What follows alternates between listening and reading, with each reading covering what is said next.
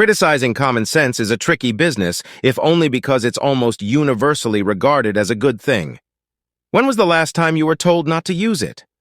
Common sense is indeed well suited to handling the kind of complexity that arises in most everyday situations.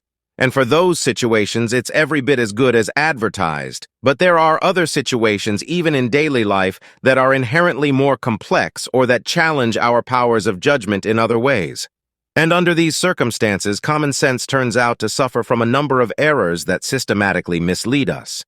Yet because of the way we learn from experience, even experiences that are never repeated or that take place in other times and places, the failings of common sense reasoning are rarely apparent to us.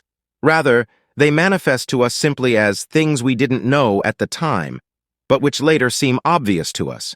The paradox of common sense, therefore, is that even as it helps us make sense of the world, it can threaten our ability to understand it. However, in talking with friends and colleagues about this notion, I've noticed an interesting pattern. When I say that the way we make sense of the world can actually prevent us from understanding it, they nod their heads in agreement.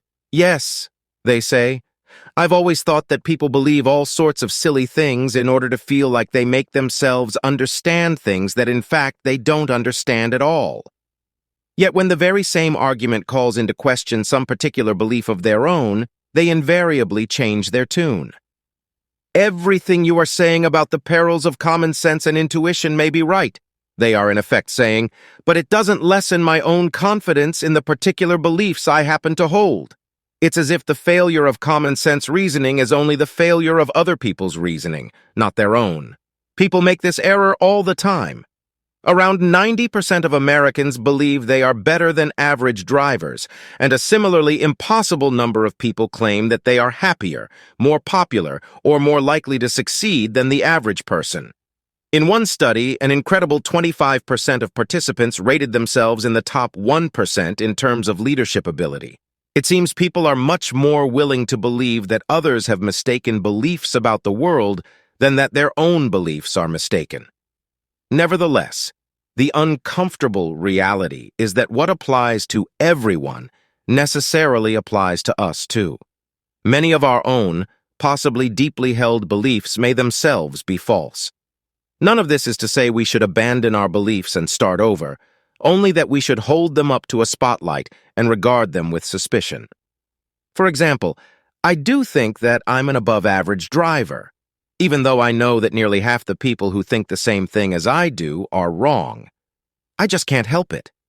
Knowing this, however, I can at least consider the possibility that I might be deceiving myself, and so try to pay attention to when I make mistakes as well as when others do. Possibly I can begin to accept that not every quarrel is necessarily the other guy's fault, even if I'm still inclined to think it is. And perhaps I can learn from these experiences to determine what I should do differently, as well as what others should be doing differently. Even after doing all this, I may not know for sure that I'm a better than average driver, but at least I can become a better driver. In the same way, when we challenge our assumptions about the world, or even more importantly, when we realize we're making an assumption that we didn't even know we were making, we may or may not change our views. But even if we don't, the exercise of challenging them should at least force us to notice our own stubbornness, which in turn should give us pause. Questioning our own beliefs in this way isn't easy, but it is the first step in forming new, hopefully more accurate beliefs.